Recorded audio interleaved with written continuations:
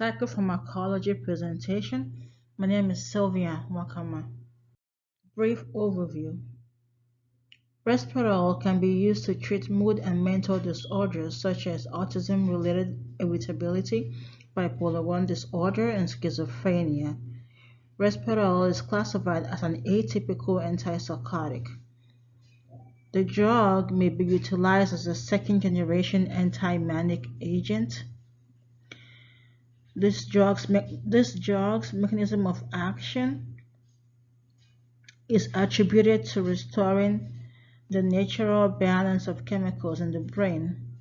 It has a high affinity for serotonin type 2 receptors, binds to dopamine D2 receptors with 20 times lower affinity than that for serotonin receptors.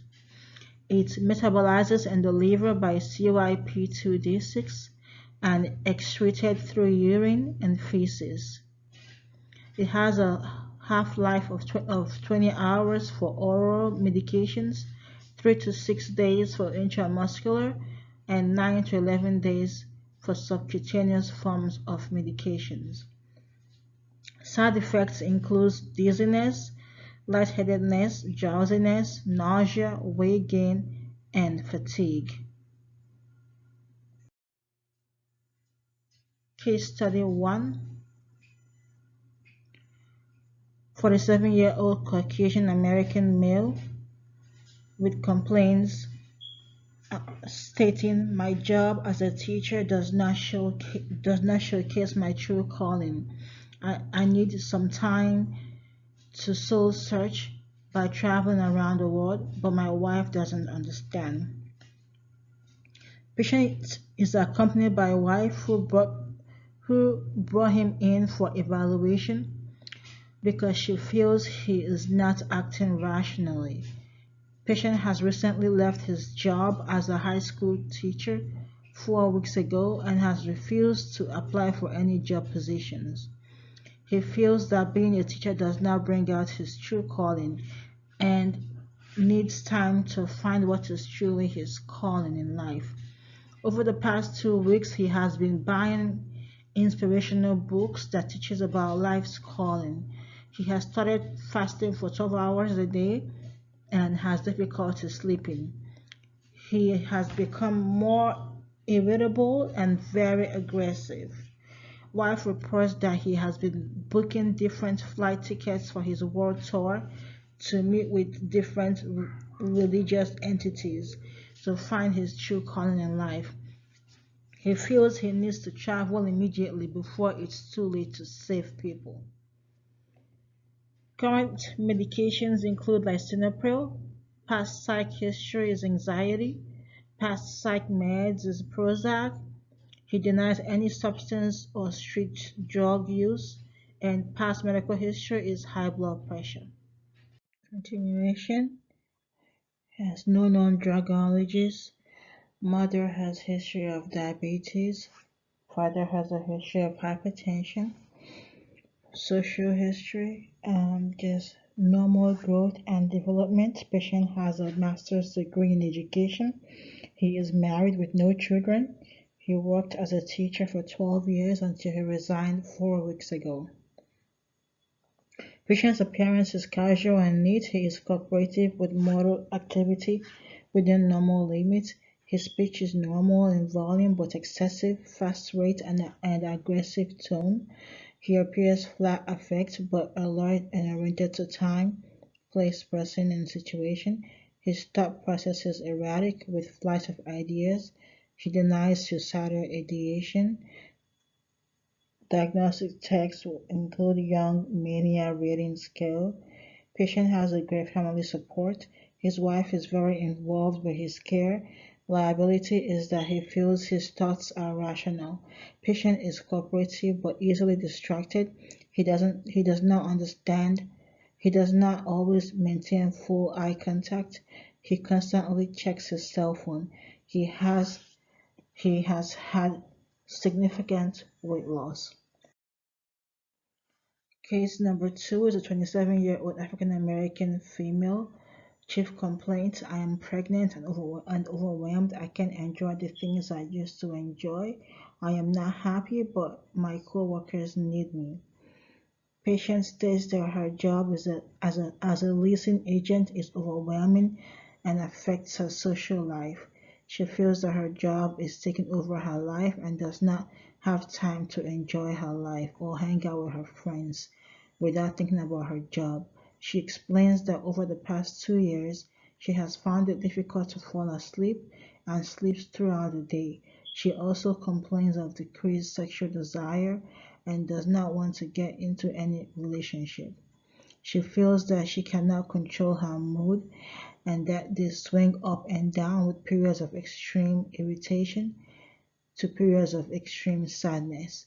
She is afraid of letting her coworkers down as she is their as she is their leader and they rely on her to take the company to greater heights.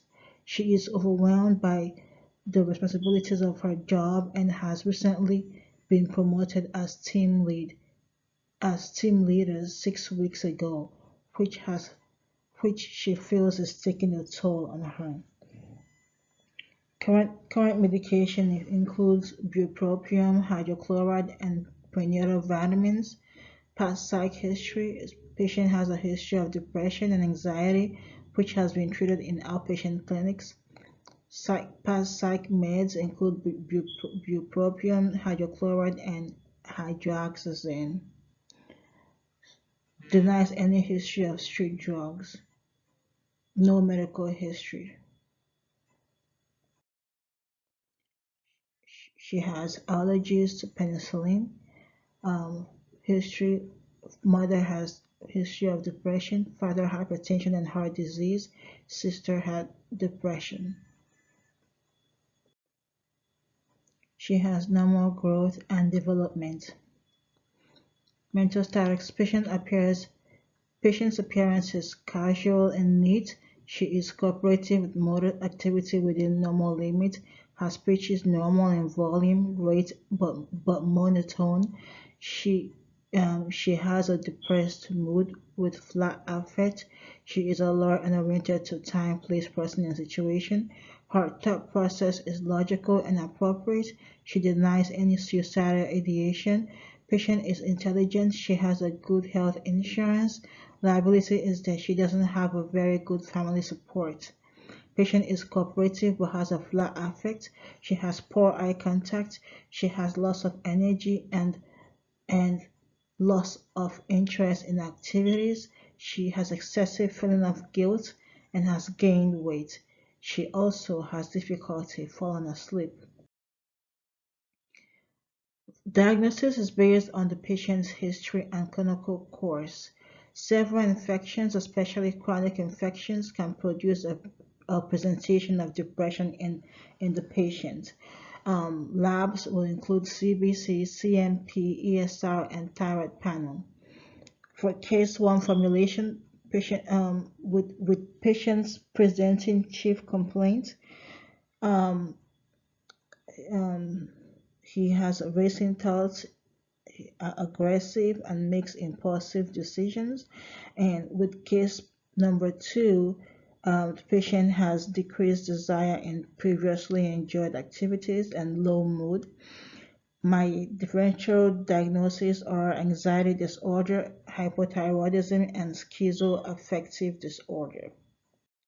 And I've come up with a diagnosis for case number 1 with bipolar disorder, manic, and case number 2 with bipolar disorder, depressed. Treatment plan and referrals. Case number 1 is to start him on risperidone 2 to 3 milligrams a day initially and then titrate as tolerated. And then for referrals, he's to be referred to a primary care provider to manage his high blood pressure. Because the case number 2, she is pregnant, so for her, I will endorse non-pharmacological treatments only at this time and continue to monitor her symptoms. Referrals will be sent to her OBGYN for treatment and evaluation of pregnancy in 1 week. Non-pharmacological interventions includes CBT, FFT, IPSRT, psychoeducation for bipolar disorder, and systematic care for bipolar disorder. Cultural and educational diversity. In case number one, the patient is very educated with a master's degree, and also there is no cultural disparity. Case number two is also educated with bachelor's level of education in economics. However, because she's an African American, they tend to um, be disproportionately diagnosed with mental health disorder and often are misdiagnosed. Follow up. So the plan is for the patients to follow up with treatment um, every 1 to 2 weeks for at least 6 weeks. And an absence of any significant symptoms of mania or depression for 2 months should be seen as full remission. The plan is also to evaluate the patient's response to treatment with the same standardized tool at follow-up visits. Number one, the patient presents with manic state of bipolar. Risperidone may be utilized as a second-generation anti-manic agent. Therefore, it is appropriate for use since it helps patients manage specific mood disorders. Patients can experience clear thoughts and participate in activities of daily living if they use Risperidone. The balance of cost effectiveness, tolerability, safety, and efficacy makes it advisable to use the drug.